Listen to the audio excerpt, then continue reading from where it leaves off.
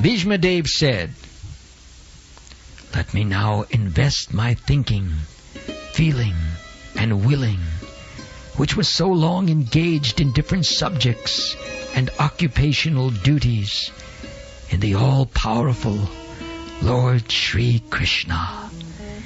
He is always self-satisfied, but sometimes, being the leader of the devotees, he enjoys transcendental pleasure by descending on the material world, although from him only the material world is created." Sri Krishna is the intimate friend of Arjuna. He has appeared on this earth in his transcendental body, which resembles the bluish color of the tamal tree. His body attracts everyone in the 3 planetary systems. May his glittering yellow dress and his lotus face, covered with paintings of sandalwood pulp, be the object of my attraction, and may I not desire fruitive results.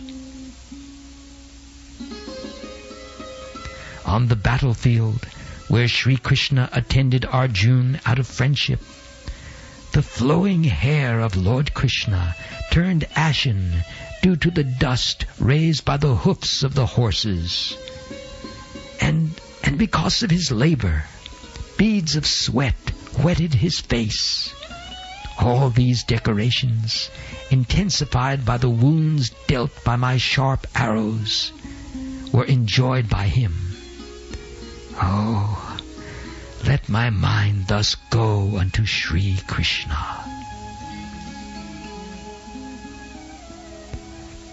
In obedience to the command of his friend, Lord Sri Krishna entered the arena of the battlefield of Kurukshetra between the soldiers of Arjuna and Duryodhana. And while there, he shortened the lifespans of the opposite party by his merciful glance. This was done simply by his looking at the enemy. Oh, let my mind be fixed upon that Krishna. When Arjuna was seemingly polluted by ignorance upon observing the soldiers and commanders before him on the battlefield, the Lord eradicated his ignorance by delivering transcendental knowledge. Oh, may his lotus feet always remain the object of my attraction. Fulfilling my desire and sacrificing his own promise, he got down from the chariot, took up its wheel, and ran towards me hurriedly, just as a lion goes to kill an elephant. He even dropped his outer garment on the way. May he, Lord Sri Krishna, the personality of Godhead, who awards salvation, be my ultimate destination. On the battlefield, he charged me, as if angry because of the wounds dealt by my sharp arrows. His shield, it was scattered, and his body was smeared with blood due to the wounds. At the moment of death, let my ultimate attraction be to Sri Krishna, the personality of Godhead. I concentrate my mind upon the chariot driver of Arjuna, who stood with a whip in his right hand and a bridle rope in his left, and was very careful to give protection to Arjuna's chariot by all means. Those who saw him on the battlefield of Kurukshetra attained their original forms after death. Let my mind be fixed upon Sri Krishna, whose motions and smiles of love attracted the damsels of Vrajadham, the gopis.